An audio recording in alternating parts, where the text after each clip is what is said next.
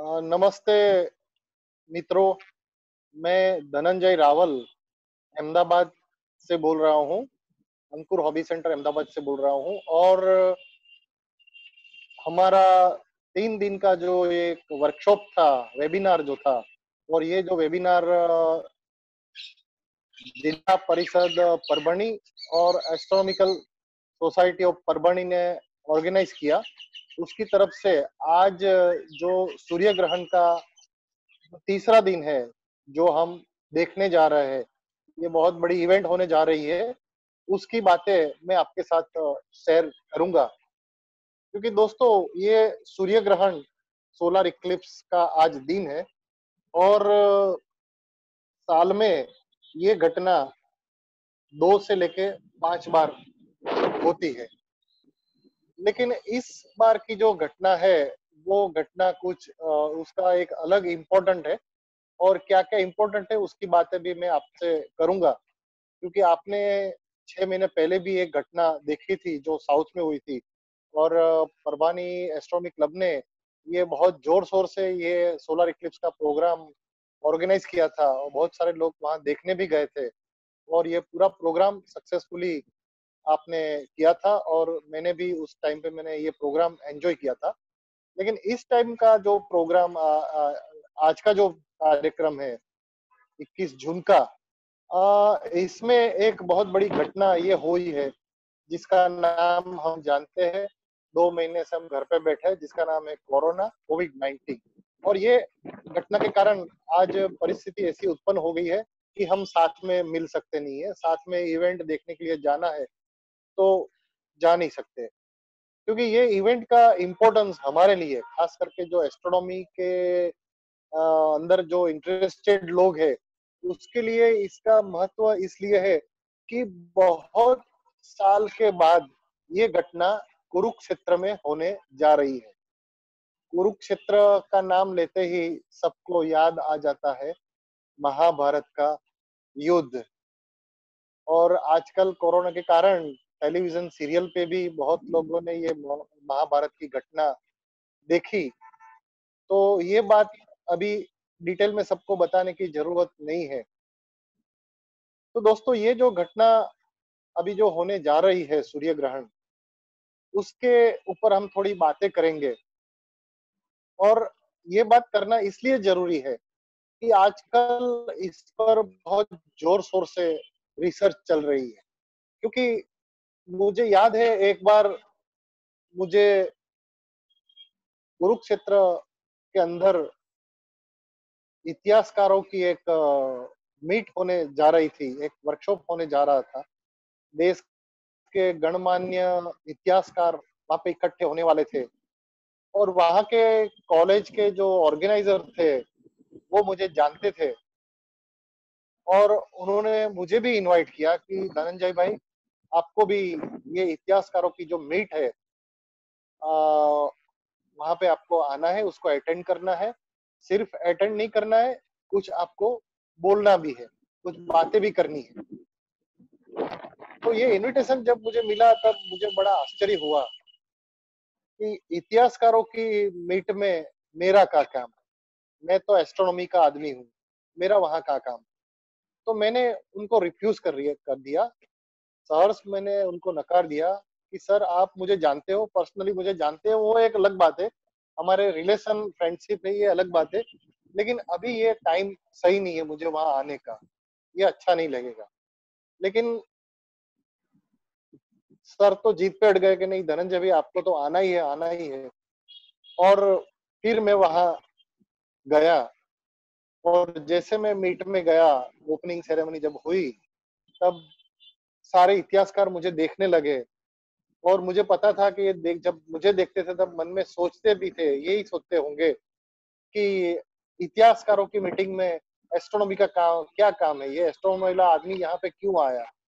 लेकिन मैं क्या करूं, मैं किसी कारणवश मुझे वहां पे जाना पड़ा था।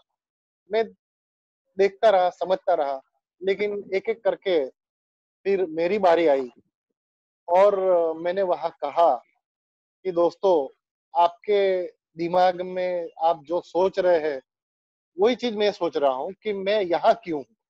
आपका सोचना बिल्कुल सही है। मैं भी यही सोच रहा हूँ कि मैं यहाँ क्यों हूँ? फिर भी चलो यहाँ पे आया हूँ तो हम कुछ बातें कर लेते हैं। और मैंने इतिहासकारों को 2-3 सवाल पूछे कि आप कितना पुराना इतिहास जानते हो? तो किसी ने कहा कि हम 500 साल पुराना इतिहास जानते हैं, किसी ने कहा हम 1000 साल पुराना इतिहास जानते हैं, किसी ने कहा हम 2000 साल पुराना इतिहास जानते हैं, किसी ने कहा हम 3000 साल पुराना इतिहास जानते हैं, किसी ने कहा हम 5000 साल पुराना इतिहास जानते हैं। और वहां आके सबकी बात रुक गई। उससे पुराना इतिहास जानने वाले कोई लोग मुझे वहां मिले नहीं।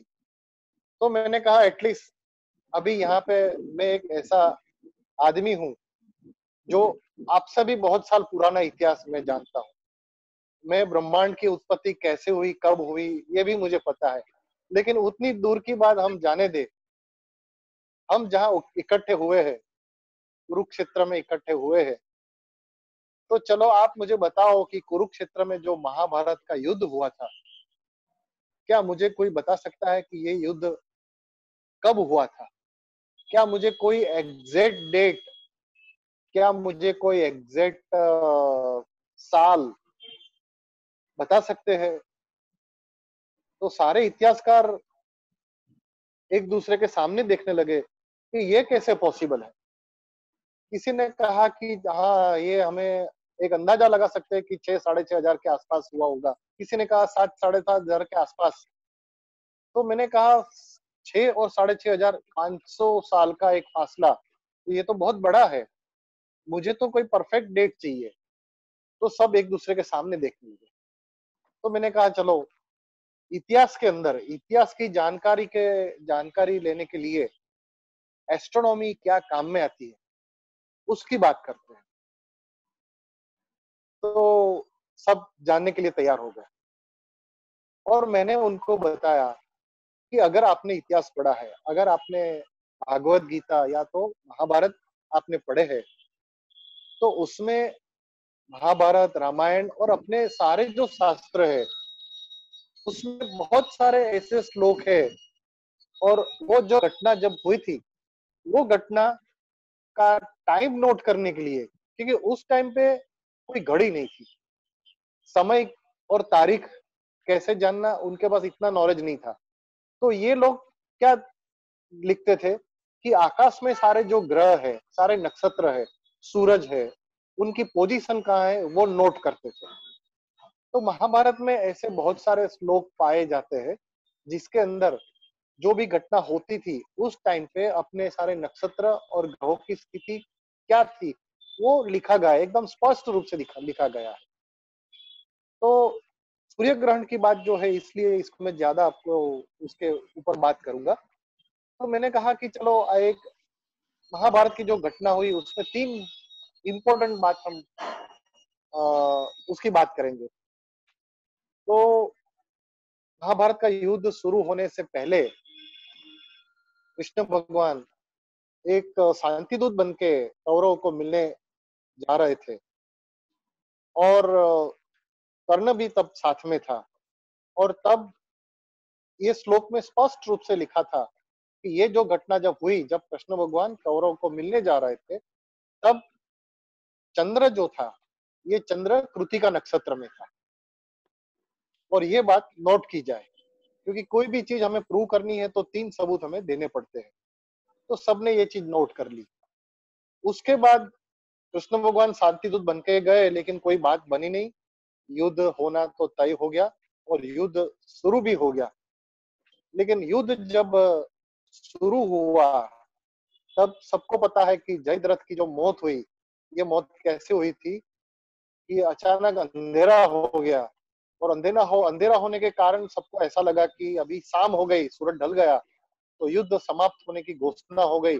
लेकिन उसी टाइम पे जयद्रथ को मारा गया था, क्योंकि एक्चुअली में वो अंधेरा नहीं हुआ था, लेकिन सूर्य ग्रहण के कारण अंधेरा हो गया था। थोड़ी देर के बाद सूर्य ग्रहण खत्म हुआ और वापिस उजाला हो गया, लेकिन तब तक तो जयद्रथ मारा जा चुका था। तो ये सूर्य ग्रहण की घटना महाभारत के युद्ध के दरमियान हुई, कुरुक्षेत्र के अंदर हुई। और ये घटना हुई और उसके बाद युद्ध समाप्त हुआ। और ये सबको मालूम है कि जो भीष्म पितामह है, तो भीष्म पितामह ने प्रण लिया था कि मैं मेरी जो मौत है, ये मैं उत्तरायण के दिन, क्योंकि शास्त्रों में ऐसा माना गया है कि सूरज जब उत्तर की तरफ ढलता है, तब अब अगर अपनी मौत होती है, तो हम स्वर्ग में जाते हैं, मोक्ष में जाते हैं, ऐसा माना जाता है। तो विश्व पितामह के पास तो इच्छा मृत्यु थी, जब चाहे तब वो मर सकते थे, तो उन्होंने कहा कि मैं उत्तरायण के दिन में मेरा आत्मा है, ये मैं आत्मा मैं त्याग दूंगा मेरे शरीर से। तब तक बाण शैया के ऊपर भीष्म पितामह लेटे हुए थे और युद्ध खत्म हुआ और खत्म होने के बाद उत्तरायण का दिन आया और उत्तरायण के दिन आया और भीष्म पितामह ने अपना देह त्याग किया। तो ये 3 जो घटना हुई, ये उसमें आकाश की जो परिस्थिति है, यानी उत्तरायण यानी सूरज जो है, सूरज दक्षिण से उत्तर में आने की जो प्रक्रिया है, जिस दिन से होती है, उसको हम उत्तरायण कहते हैं। तो ये 3 एस्ट्रोनॉमिकल इवेंट, ऐसी तो बहुत सारी एस्ट्रोनॉमिकल इवेंट महाभारत में नोट की गई है, रामायण में भी नोट की गई है, लेकिन स्पेशली हम सूर्य ग्रहण और कुरुक्षेत्र की बात करते हैं, तो आज इसकी बात करेंगे।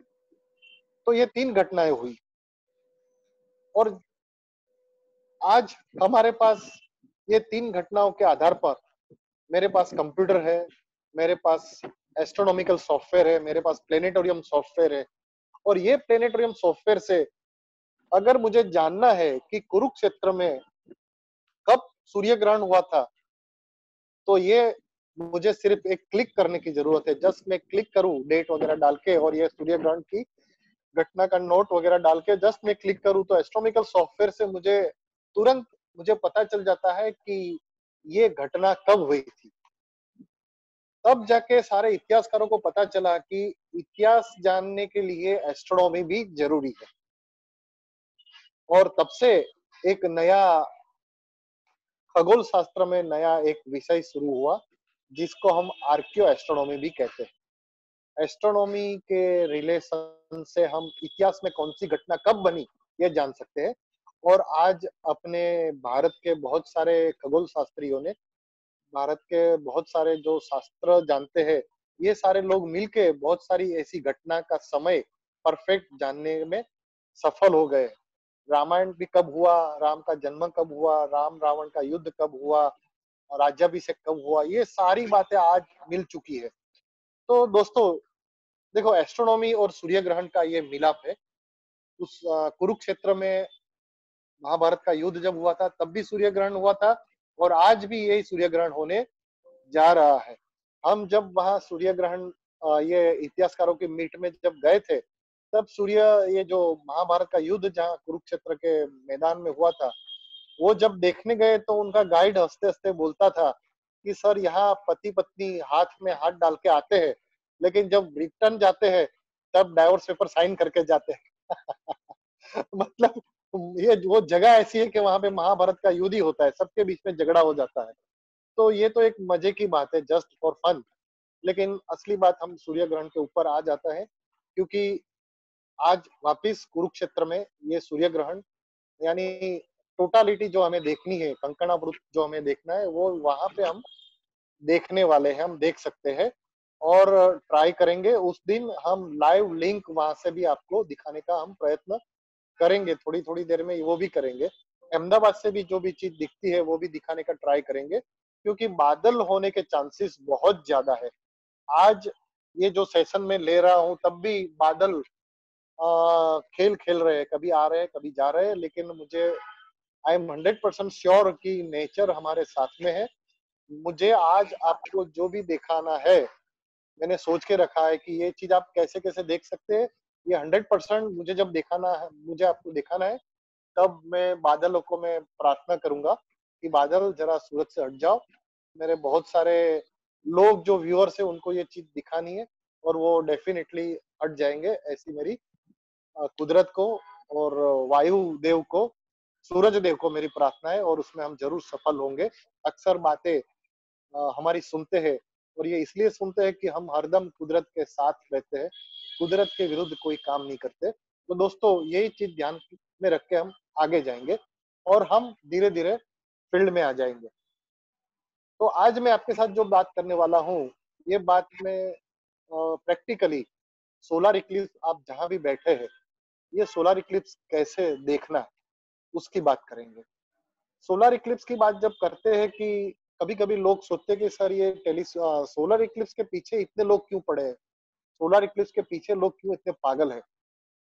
तो उसके भी मैं थोड़ी बातें करके फिर मैं आगे जाऊँ, क्योंकि सोलर इक्लिप्स एक ऐसी घटना है कि सूरज में क्या-क्या एक्टिविटी हो रही है, ये अगर मुझे जानना है, तो मैं डायरेक्ट सन को कभी देख सकता नहीं। अगर मुझे ये एक्टिविटी देखनी है तो मुझे क्या करना पड़ता है कि सूरज को मुझे ढकना पड़ता है, और आर्टिफिशियली सूरज को ढकना ये कोई आसान बात नहीं है। अभी फिर भी हमारी जो टेक्निक्स और टेक्नोलॉजी डेवलप हो गई है, उससे ये काम होता है, लेकिन फिर भी ये इतनी सस्ती नहीं है। तो ये टेक्निक जब तक डेवलप नहीं हुई थी, तब तक क्या था कि सोलर इक्लिप्स की राह देखनी पड़ती थी सारे दुनिया भर के साइंटिस्टों को। और जहां सोलर इक्लिप्स होता था, वहां पे पूरा जमावड़ा होता था। आज भी यहाँ पे बहुत सारे लोग कुरुक्षेत्र में, उसके आसपास के विस्तार में इकट्ठे हुए हैं। और जब सूरज, चंद्रमा पृथ्वी और सूरज के बीच में आ जाता है, तब ये घटना होती है। लेकिन चंद्रमा अगर पृथ्वी से नजदीक होता है, तो सूरज जो है ये पूरा ढक जाता है, जिसको हम बोलते हैं टोटल सोलर इक्लिप्स। लेकिन ये हरदम होता नहीं। कभी कभी चंद्र सूर्य अपने पृथ्वी से दूर होता है, तो दूर होता है तो चंद्र छोटा हो जाता है। छोटा होने के कारण ये सूरज को पूरा ढकता नहीं, और इसलिए क्या होता है, एक कंकणावृत, यानी हाथ में जो हम कंगन पहनते हैं, वो कंगन के आकार का सूरज ढक जाता है। यानी बीच में बिल्कुल चंद्रमा आ जाता है और आसपास एक रिंग हमें दिखती है। और ये नजारा बड़ा शानदार होता है। ये एक देखने लायक घटना होती है, क्योंकि ये घटना भी बार बार नहीं होती। लेकिन जब सूरज चंद्रमा को ढक देता है, तब सूरज के आसपास का जो एटमॉस्फेयर है, ये एटमॉस्फेयर का अभ्यास हम बहुत आसान तरीके से हम कर सकते हैं। और उस ये इसके अभ्यास से बहुत सारे वैज्ञानिकों ने बहुत सारे वैज्ञानिक तथ्य बाहर निकाले हैं। और ये डिटेल तो हमने बहुत बार इसकी चर्चा की है। लेकिन एमेच्योर एस्ट्रोनॉमी की बात करते हैं, तो भारत में और दुनिया में बहुत सारे लोग ऐसे भी लोग हैं जो सोलर इक्लिप्स फॉलो करते हैं। मतलब दुनिया भर में कहीं भी सोलर इक्लिप्स हुआ, वो सोलर इक्लिप्स वहां देखने जाएंगे ही जाएंगे। चाहे वो जमीन पे दिखने को मिलता है, चाहे वो दरिया में दिखने को मिलता है, चाहे बर्फ में दिखने को मिलता है। हमारे गुजरात में मेरे एक दोस्त है, इंडस्ट्रियलिस्ट, हरीश भाई भीमानी करके है, केमिकल फैक्ट्री का मालिक है। लेकिन बरसों से ये भी एक एमेच्योर एस्ट्रोनॉमर है, इंडस्ट्रियलिस्ट है, बहुत सारे पैसे उनके हैं। लेकिन जब एस्ट्रोनॉमी की बात आती है, तब हम एक दोस्त है, मेरे अच्छे दोस्त है, और हम सब साथ में बहुत सारे एक्सपेरिमेंट करते हैं। आपको ये भी पता होगा कि अभी थोड़े दिन पहले हमारे famous film actor Sushant Singh Rajput, जिनकी डेथ हो गई, वो भी बहुत बड़े एमेच्योर एस्ट्रोनॉमर थे, एस्ट्रोनॉमी क्लब के मेंबर थे। सन लेबोरेटरी की विजिट, जहाँ पे नटराज, 2 मीटर बड़ी नटराज की मूर्ति जहाँ पे रखी गई है स्विट्जरलैंड में, वहां भी वो विजिट कर चुके हैं। तो बहुत सारे लोग एमेच्योर एस्ट्रोनॉमी में काम करते हैं। इसी तरह हरीश भिमानी जो है, उनका शौक है इक्लिप्स चेजर, यानी दुनिया में कहीं भी इक्लिप्स होता है, वहां जाके वो देखते ही। और मैंने देखा है कि वो इक्लिप्स देखने के लिए, एक बार एक इक्लिप्स, सोलर इक्लिप्स ऐसा हुआ था कि ये दुनिया की कोई भी जमीन पे वो दिख नहीं सकता था। वो दरिया में जाके अगर देखते हैं, तभी आपको वो देख सकते हैं। तो स्पेशल स्टीमर में बैठ के सोलर इक्लिप्स देखने के लिए गए थे, फोटोग्राफी करके वो आए थे। उसके बाद एक इक्लिप्स तो ऐसा हुआ था, ये एंटार्क्टिका में हुआ था, नॉर्थ पोल। तो एंटार्क्टिका तो ऐसी जगह है, यहाँ पे तो 365 डेज बर्फ के सिवा कुछ होता नहीं है। और इतना लो टेम्परेचर में वहां पे जाके रहना, ये बहुत बड़ी बात है। तो स्पेशली एंटार्क्टिका में ये सोलर इक्लिप्स देखने के लिए गए थे, प्लेन चार्टर्ड किया था। और तब तो रनवे कुछ था नहीं, लेकिन बर्फ पे पूरा प्लेन लैंडिंग करवाया था, सक्सेसफुली लैंडिंग हो गया। और उन्होंने वहां जाके टोटल सोलर इक्लिप्स देखा और उनकी फोटोग्राफी की। और इतने सारे फोटोग्राफ उनके पास जमा हो गए कि आज उन्होंने एक 300 पेज की एक अच्छी कॉफी टेबल बुक पब्लिश की है। कभी उसकी बात भी हम करेंगे। तो ऐसे लोग भी होते हैं, सोलर इक्लिप्स को चेस करने वाले लोग भी होते हैं। तो एक तो बात ये हो गई कि आप सीधे जहाँ पे ये घटना हो रही है वहां जाके देखो। दूसरी घटना कि आप जहाँ है वहां बैठ के देखो। हम अहमदाबाद से देख रहे हैं, आप परवानी से देख रहे हैं, और अभी तो इंटरनेट का जमाना है, तो टेक्नोलॉजी से हम कोई भी घटना जहाँ पे हो रही है उसकी लिंक हम लेके देख सकेंगे, क्योंकि कोरोना के कारण उस जगह पे हम नहीं जा सकते। सोशल डिस्टेंस मेंटेन करना पड़ता है। तो ये देखने के लिए अलग अलग अलग अलग अलग अलग क्या बोलते पद्धति है। और अलग अलग पद्धति में सबसे पहली पद्धति तो ये आती है, मेरे साथ मुझे हेल्प करने के लिए मेरे सीनियर इंजीनियर देवेंद्र भाई पटेल मुझे हेल्प करने के लिए आए हैं। तो देवेंद्र भाई मुझे हेल्प करेंगे। तो सबसे पहले मैं सोलर व्यूअर का मैं सपोर्ट लूंगा। इसको दिखाने के लिए मैं मेरा कैमरा रिवर्स, हाँ मेरे इंजीनियर, हाँ तो ये जो है, हाँ ये जो है ये चश्मा है, और इस चश्मे को मैं पहन लूं, और पहनने के बाद मैं सीधा सीधा सूरज के सामने देख लूं, तो मुझे सूरज बिल्कुल साफ दिखता है।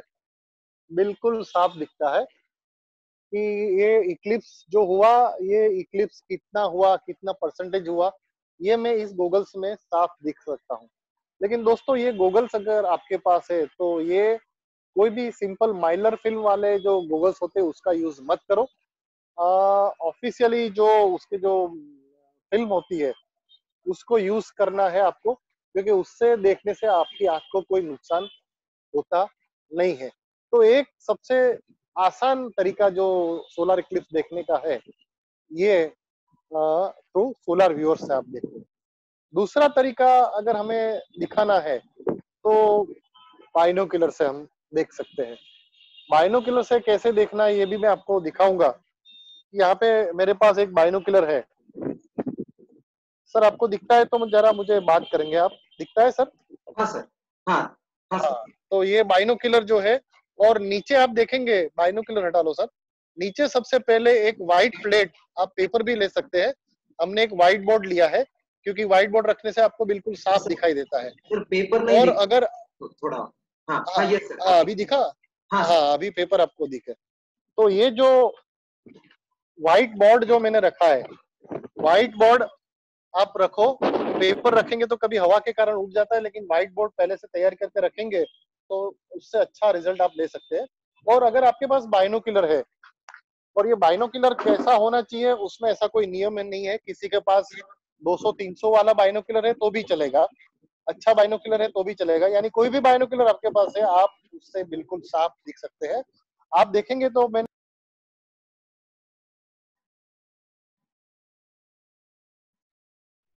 हाँ सर। किसको कहेंगे हम, ये जो आईपीस है जहां से हम बाइनोक्यूलर देखते हैं ये आईपीस है। और ये जो है ऑब्जेक्ट लेंस, आगे वाला जो भाग है, आगे वाला भाग है ये ऑब्जेक्ट लेंस है। आगे वाला भाग ऑब्जेक्ट लेंस है, और हाँ ऑब्जेक्ट लेंस, और पीछे वाला भाग है आईपीस है। तो बाइनोक्यूलर से अगर आपको देखना है तो आईपीस है ये सूरज के तरफ रखो, और ऑब्जेक्ट लेंस है ये आप जो व्हाइट पेपर जो हमने रखा है, व्हाइट बोर्ड, उसके सामने रखो। और आप देखो तो आपको उसकी इमेज दिखाई देगी। हम एडजस्ट करेंगे, सूरज के सामने बिल्कुल होना चाहिए। थोड़े बादल आ गए हैं, इमेज क्लियर नहीं आती, लेकिन मैं आपको ये नजदीक लाके आपको दिखाऊं जो, हाँ ऐसे ऐसे उल्टा कर, हाँ करो। एक्सपेरिमेंट जब करने जाते हैं तब ऐसा नहीं है कि हम फर्स्ट ट्राई में सक्सेस हो जाए। बादल के कारण उसकी, हाँ अभी आप देखेंगे हाँ तो सर, हाँ अभी उसको दिखाई ऊपर दिया। नीचे करके पिक्चर उसकी क्लैरिटी आप, हाँ दिखाई दिया ना सबको। हाँ, यस। तो इसी तरह आप सूरज को फोकस करके देखना है, क्योंकि इस तरह से देखेंगे तो आपकी आंख को नुकसान नहीं होता। अगर बाइनोक्यूलर से कभी डायरेक्ट देखना मत, कभी भी मत देखना, उसमें नुकसान होने की संभावना बहुत ज्यादा होती है। तो इस तरह से बाइनोक्यूलर से भी प्रोजेक्शन करना है तो कर सकते हैं। जैसे ऊपर ले जाएंगे तब ये इमेज बड़ी होती जाएंगी, देखो जैसे जैसे ऊपर लेते जाएंगे तो उसकी इमेज आपको बड़ी होती दिख। तो इस तरह से अलग अलग तरीके से भी उसको प्रोजेक्शन करके, बाइनोक्यूलर से प्रोजेक्शन करके दिखाना है तो दिखा सकते हैं।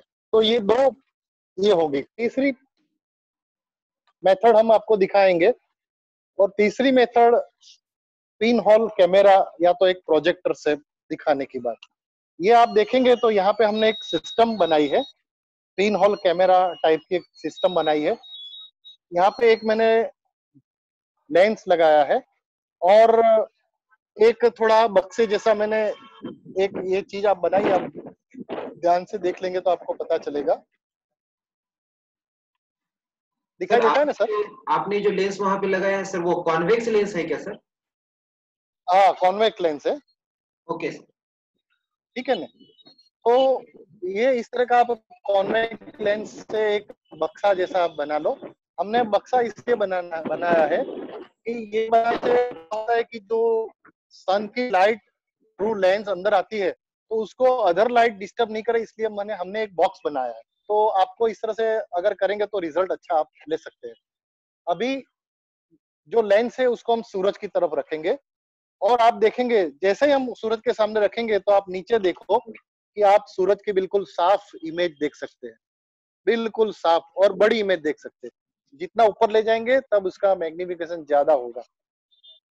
तो आप इस तरह से भी, ये बिल्कुल आसान तरीका है। और ये जो लेंस है, लेंस भी सबके पास होता है इजीली। कोई भी गांव में आप जाएंगे तो इस तरह का लेंस आपको मिल जाएगा, और नीचे आप देखो तो इसकी इमेज बहुत साफ मिलती है। ये मैं इसलिए कह रहा हूं कि ये इस तरह का करेंगे जहाँ पे आप इवेंट कर रहे हैं। तो कई बार ऐसा होता है कि कई बार जो घटना होती है, स्पेशली जो टोटल सोलर इक्लिप्स या तो अभी जो कंकणावृत इक्लिप्स होने वाला है, ये घटना ज्यादा से ज्यादा 2 या 3 मिनट की होती है। तो 2-3 मिनट में हम कितनों को दिखाएं। लेकिन अगर ऐसी कोई अरेंजमेंट, आप इस तरह की अरेंजमेंट अगर आप करते हैं तो एक साथ बहुत सारे लोग देख सकते हैं। तो आउटरीच प्रोग्राम जब आप करते हैं तब आउटरीच प्रोग्राम में इस तरह का इंस्ट्रूमेंट, इसकी कॉस्ट भी ज्यादा नहीं होती। इस तरह के इंस्ट्रूमेंट अगर आप बनाएंगे तो मुझे लगता है बहुत सारे लोग एंजॉय कर सकेंगे। तो ये दो मेथड मैंने आपको बताई। तीसरी मेथड ये थी, पहली हमने बताई सिंपल सोलर व्यूअर्स से हमने बताई, दूसरी मेथड हमने बताई बाइनोकुलर से, तीसरी मेथड मैंने बताई आपको ये एक छोटा सा पिन होल कैमरा की एक रचना मैंने बनाई। और तीसरी, और जिसको हम कहते हैं कि थोड़ी ये प्रोसेस थोड़ी कॉस्टली भी है, क्योंकि उसके अंदर हमें एक टेलीस्कोप चाहिए, एक बड़ा सा सन फिल्टर चाहिए। ये दोनों चीज अगर हमारे पास है तो हम उसका दोनों का यूज करके सोलर इक्लिप्स अच्छी तरीके से देख सकते हैं।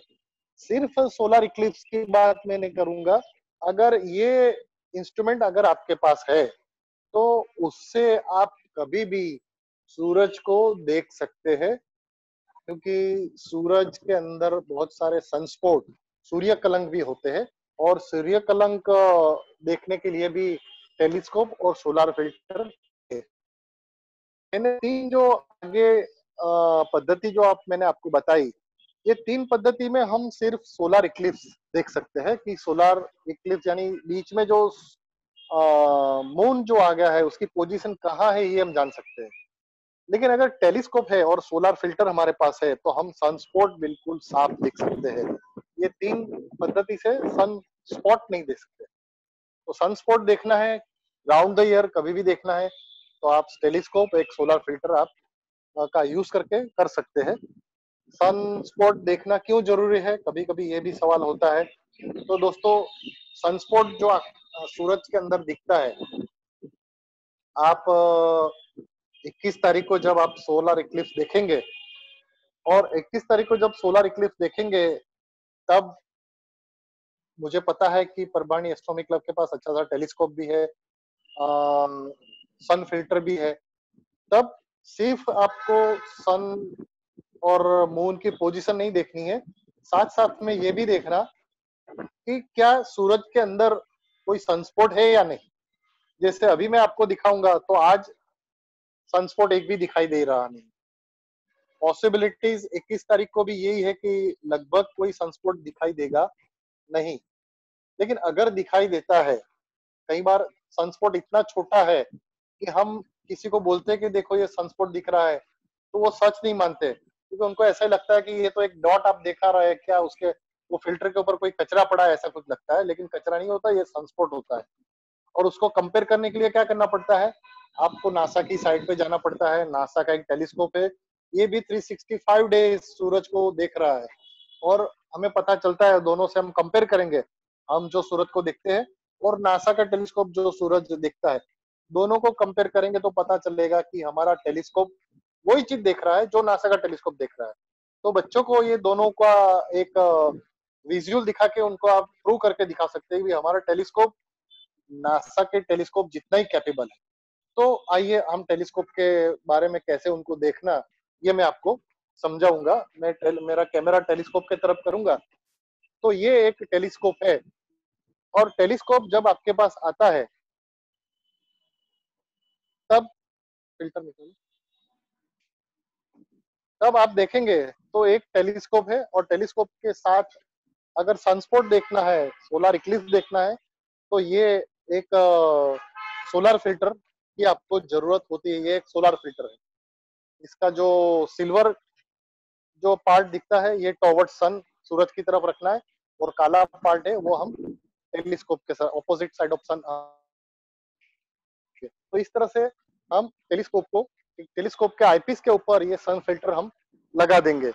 दूसरी बात आपको ये ध्यान में रखनी पड़ेगी कि कई बार क्या लोग करते हैं कि सन फिल्टर तो ले आते हैं, लेकिन सन फिल्टर हमेशा आईपीस के ऊपर रखना है, सॉरी ऑब्जेक्ट लेंस के ऊपर रखना है। सर ऊपर आंगली बताओ, ऑब्जेक्ट लेंस के ऊपर रखना पड़ता है। कभी कभी मैंने बहुत सारे ऐसे एमेच्योर एस्ट्रोनॉमर देखे हैं, ये सन फिल्टर आईपीस के पास रखते हैं। तो आईपीस के पास जब आप रखेंगे तो क्या होगा कि सनलाइट जो आएगी, और ये सनलाइट टेलीस्कोप फोकस करेंगी, और इतनी जबरदस्त एनर्जी गर्मी प्रोड्यूस होगी। तो गर्मी के कारण क्या होगा कि जो आपका आईपीस है, ये आईपीस गर्मी के कारण पूरा पिघल जाएगा। तो मेहरबानी करके कभी भी सोलर फिल्टर आईपीस के ऊपर मत रखो सबसे पहले, यानी जहां से हमें लाइट को रोकनी है, मतलब इसका जो ऑब्जेक्ट लेंस है यहाँ पे आपको ये सोलर फिल्टर रखना है। तो ये सोलर फिल्टर मैंने रख दिया, और सोलर फिल्टर रखने के बाद सबसे पहले मुझे ये तय करना है कि मेरा टेलीस्कोप बिल्कुल सूरज के सामने है या नहीं। तो उसके लिए अलग अलग टेक्निक है, लेकिन मैं बिल्कुल आसान तरीका आपको मैं समझाता हूँ। और ये टेक्निक को हम कहते हैं जीरो शेडो टेक्निक।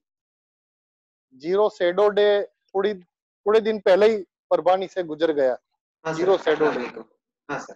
है ना, आपने किया था, एक्सपेरिमेंट किया था। हाँ और सर। वापिस ये घटना वापिस भी 15 दिन के बाद होने वाली है परवानी में। लेकिन ये जीरो शेडो टेक्निक टेलीस्कोप में भी हम एडॉप्ट कर सकते हैं, क्योंकि मुझे पता नहीं है कि मेरा टेलीस्कोप से बिल्कुल सूरज के सामने है या नहीं। तो मैं क्या करूंगा, टेलीस्कोप का शेडो देखो यहाँ पे आपको दिख रहा है, टेलीस्कोप का शेडो दिख रहा है ना। हाँ सर। हाँ, तो टेलीस्कोप से आप इसको घुमाओ, और घुमाते घुमाते देखो कि टेलीस्कोप का जो शेडो है ये बिल्कुल मिनिमम हो जाता है, बिल्कुल मिनिमम हो जाता है। इसका मतलब ये करूंगा कि मेरा टेलीस्कोप अभी बिल्कुल सूरज के सामने है। शेडो लंबा हो जाता है तो मतलब टेलीस्कोप सूरज से कहीं और सेट हुआ है। लेकिन जैसे शेडो मिनिमम हो जाता है, एकदम मिनिमम हो जाता है, मतलब अभी मेरा टेलीस्कोप बिल्कुल सूरज के सामने है, मुझे आईपीस से देखने की जरूरत नहीं है। तो सबसे पहले टेलीस्कोप को सूरज की तरफ कैसे सेट करना, ये आपको सीखना पड़ेगा। और उसके बाद मैंने आईपीस लगा, सॉरी सन फिल्टर लगा दिया है, और सन फिल्टर लगाने के बाद मैं आईपीस से देखूंगा, मेरे जो इंजीनियर है वो सेट करेंगे। देखो दूसरा बेनिफिट ये होगा कि अगर बादल होते हैं, जैसे अभी बादल है, तो बादल है तो उससे फायदा क्या होगा कि सन तो आपको दिखाई देगा, नेकेड आई से आपको भले नहीं दिखाई दे, जैसे अभी आप देखेंगे तो बादल है तो आपको सूरज नहीं दिखाई देगा। लेकिन टेलीस्कोप से जब आप देखेंगे, तब टेलीस्कोप से आपको सूरज बिल्कुल साफ दिखाई देगा। हम ट्राई करते हैं दिखाने का, क्योंकि हाँ सर। टेलीस्कोप से एडजस्ट करना। हाँ सर हाँ एक डाउट था जब हम हाँ टेलीस्कोप बोलिए। को वो सोलर फिल्टर लगाएंगे, तो जब हम वो हाँ यूज करेंगे तो वो आईपीस कितने एमएम का होना चाहिए, 10 या 20? मिनिमम अच्छा वेरी दिखने गुड। कितने का होना चाहिए? हाँ हाँ, देखो जो चीज हम देख रहे हैं, सूरज जो दिख रहे हैं, हाँ तो सूरज हमारे टेलीस्कोप के कंपेयर में कोई भी टेलीस्कोप आपके पास है, यानी ये तो बड़ा टेलीस्कोप है, आपके पास एकदम छोटा खिलौना का टेलीस्कोप भी है, हाँ। तो भी आप उससे देख पाएंगे। अच्छा। और आईपीस यूज करने की बात है तो मिनिमम मैग्निफिकेशन वाला आईपीस अगर आपके पास है, नॉर्मली 20 mm वाला आईपीस होता है, हाँ सर। लेकिन किसी के पास 25 mm होता है, 30 mm होता है, 40 mm होता है, तो मिनिमम मैग्निफिकेशन वाला आईपीस अगर यूज करेंगे तो आपको अच्छा रिजल्ट मिलेगा। अच्छा। ठीक है। हाँ सर। अभी मुझे लगता है हमने एडजस्ट कर लिया है, हो गया। हाँ, और मैंने कहा ना कि कुदरत हमारे साथ में, देखो धूप आ गई, हाँ तो अभी हम टेलीस्कोप से देखेंगे एडजस्ट करके। सूरज बिल्कुल सामने, हमारे सामने आ गया है। कभी कभी तो ऐसा भी हुआ है, हमने बहुत सारे इक्लिप्स चेस किए हैं और हमको पता है कि देखने के चांसेस बहुत कम है, लेकिन फिर भी उस जगह पे हम पहुंच गए, और जब टोटलिटी होने के समय पे 1-2 मिनट में बादल हट जाते हैं और हम घटना देख लेते हैं। तो चांस कभी गंवाना नहीं चाहिए, चांस लेना चाहिए, ऐसा मेरा मानना है। हमारे जो इंजीनियर है वो एडजस्ट कर रहे हैं, क्योंकि सोलर फिल्टर को यूज करते सन को फोकस करना ये इतना आसान नहीं है। और आप समझ सकेंगे कि एक्सपर्ट को इतना समय लगता है, तो एमेचर को कितना टाइम लगेगा, जिस जो फर्स्ट टाइम टेलीस्कोप यूज करते हैं या तो बार बार यूज नहीं करते। तो तो इसमें पेशेंस की बहुत जरूरी है। हाँ, पेशेंस की जरूरत है। आप देखेंगे तो अभी मैं ट्राई करता हूँ। क्या दिखता है आपको? सन दिखाई दिया? नहीं सर, और थोड़ा। और दिखाई दिया? नहीं सर। और हाँ, अभी अभी थोड़ा दिखाई दिया था। है ना? हाँ सर। हाँ, तो अभी देखो, आप देखेंगे तो आपको पता चलेगा कि अभी सनस्पॉट एक भी नहीं है आका, हाँ और उसका कंपैरिजन आप नासा से भी करके देख सकते हैं। तो आपने जो देख रहे हैं, इस तरह से आप मोबाइल से भी लाइव करके दिखाना है तो आप दिखा सकते हैं सबको। मैं 21 तारीख को भी इस तरह से लाइव में रहूंगा। हाँ ठीक सर। है। हाँ सर। तो इस तरह की आप अलग अलग अरेंजमेंट आप कर सकते हैं। कभी कभी क्या होता है कि हमारे पास डिमांड आती है कि इसकी जो इमेज है इसको हमें रिकॉर्ड करनी है, तो इसको रिकॉर्ड करने के लिए एक सीसीडी कैमरा भी आता है, एस्ट्रोनॉमिकल कैमरा आता है। उससे आप कैमरा आईपीस के ऊपर आप रख के उसका आउटपुट आप कंप्यूटर में ले सकते हैं, और कंप्यूटर में लेके उसको थ्रू आप व्हाट्सएप, लाइव व्हाट्सएप, या तो यूट्यूब, या तो अभी तो बहुत सारी ऐप है जैसे जूम है, उससे भी आप ट्रांसमिट कर सकते हैं और आपको रिकॉर्ड कर सकते हैं। तो इस तरह की अलग अलग पद्धति है सोलर इक्लिप्स को देखने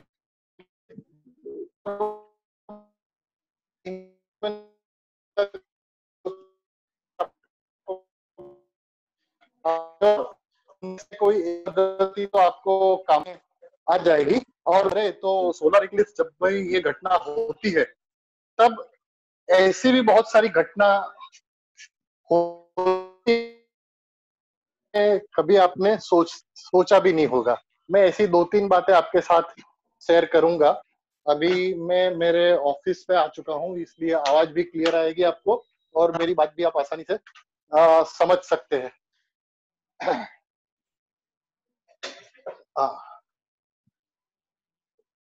यस।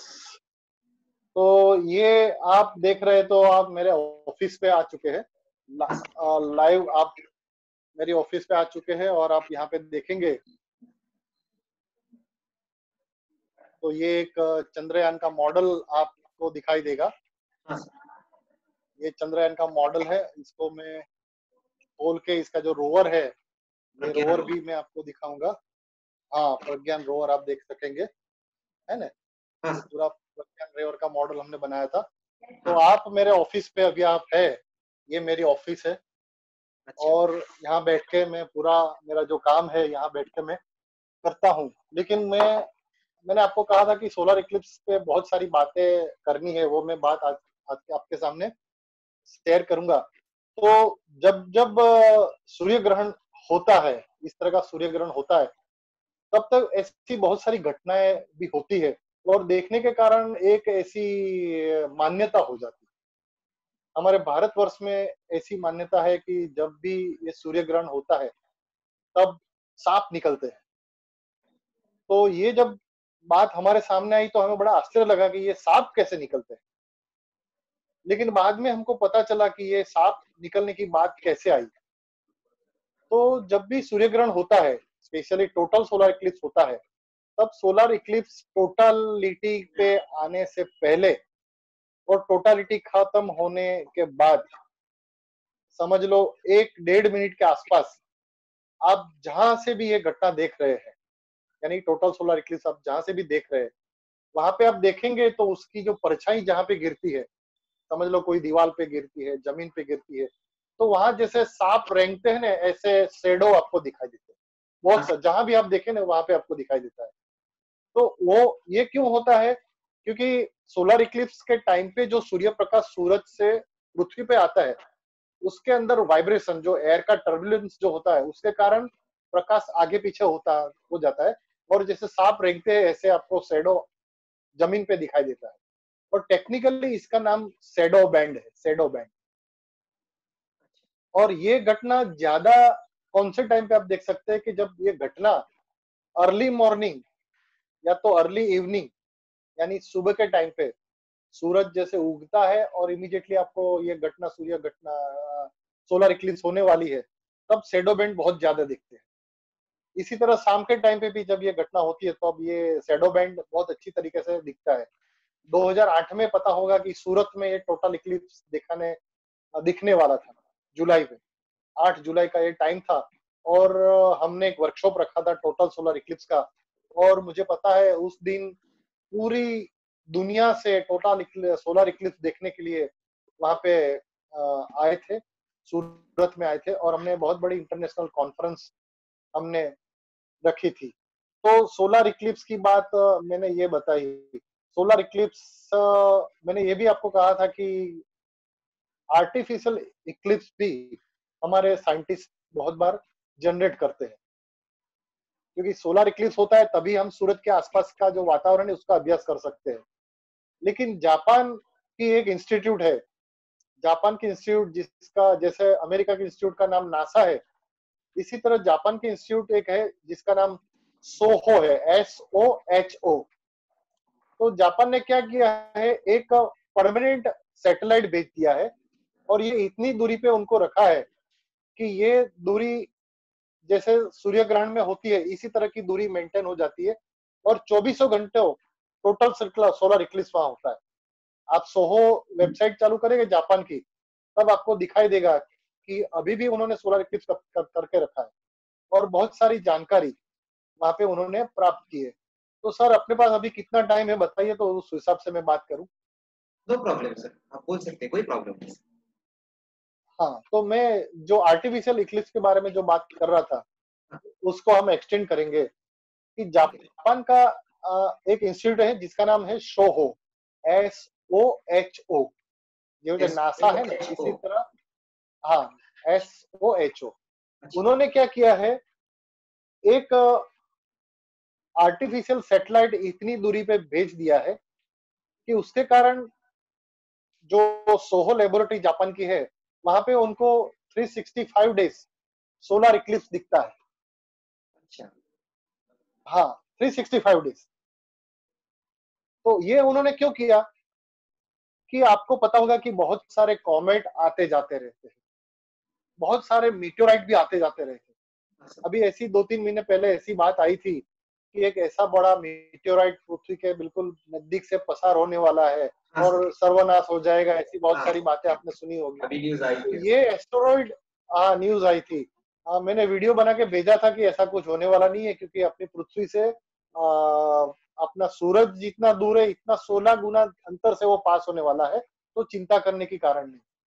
लेकिन बाद में क्या होता है, इस तरह के जो एस्टेरॉइड होते हैं, ये आउटर स्पेस से अपने सोलर सिस्टम के अंदर एंटर हो जाते हैं, और आउटर सोलर स्पेस से सोलर सिस्टम में एंटर होने के बाद अपने सारे जो प्लेनेट है, जैसे प्लूटो है, यूरेनस है, सैटर्न है, जुपिटर है, मार्स है, और बाद में अपनी अर्थ है, तो वहां से गुजरते गुजरते सूरज के पास जाते हैं।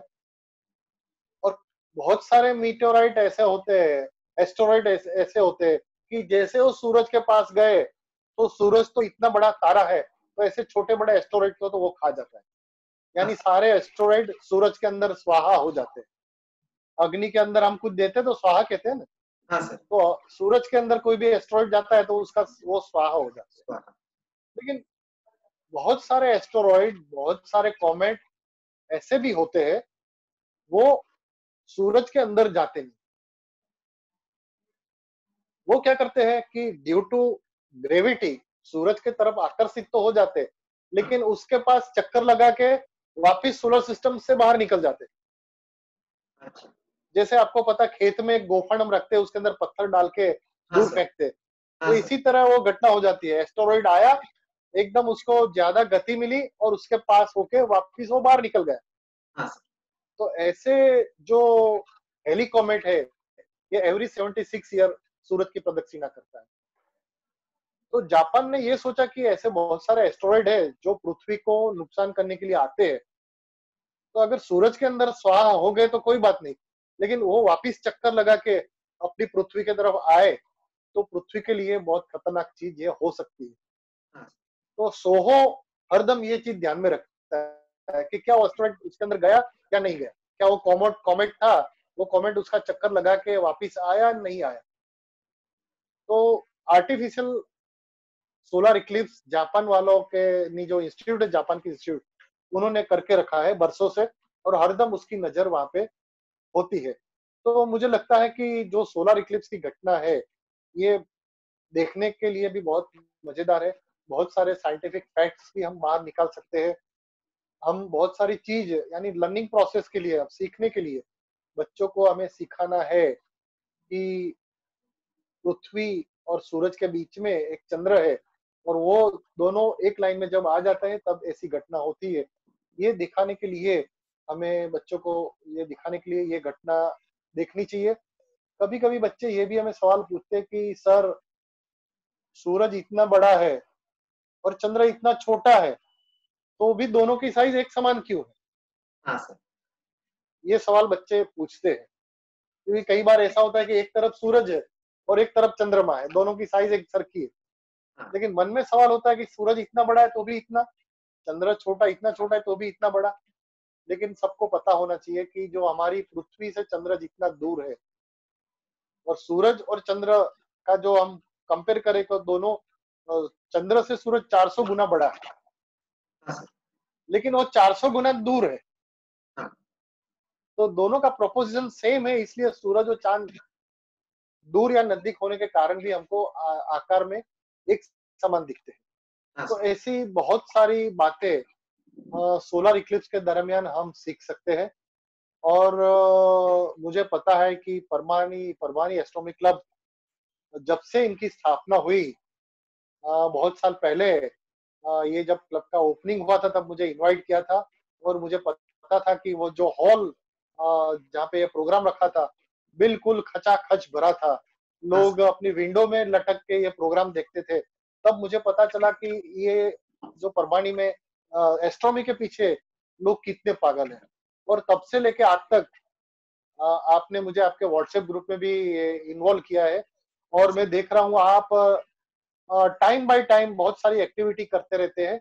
और इतनी छोटी जगह पे रहते हुए भी, बड़े शहरों में जो एक्टिविटी नहीं होती, ये परवानी एस्ट्रोनॉमी क्लब और जिला परिषद परवानी ये दोनों मिलकर कर रहे हैं। तो इसके लिए मैं आप सबको धन्यवाद देता हूँ। और मैं फिर से आपका आभार इसलिए व्यक्त करना चाहूंगा कि इतनी दूर रहते हुए भी आपने किसी को याद नहीं किया, और मुझे याद करके ये जो सोलर इक्लिप्स के बारे में जानकारी देने के लिए मुझे इनवाइट किया, उसके बदले में मैं आप सबका आभारी हूँ।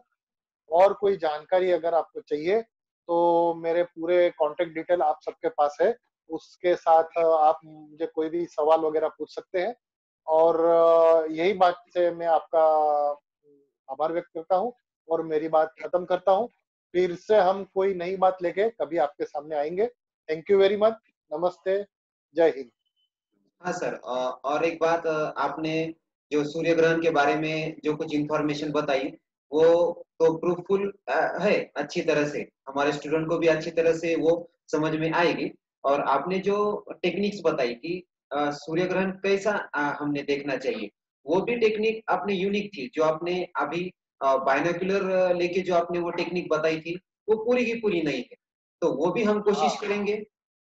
और आपने जो टेलीस्कोप लेके वो भी आपने प्रैक्टिकल करके दिखाया कि सूरज टेलीस्कोप के बराबर आपके लाइन में है कि नहीं, कोलिनियर है कि नहीं। वो जो आपने टेक्निक बताई वो भी बहुत यूज़फुल है।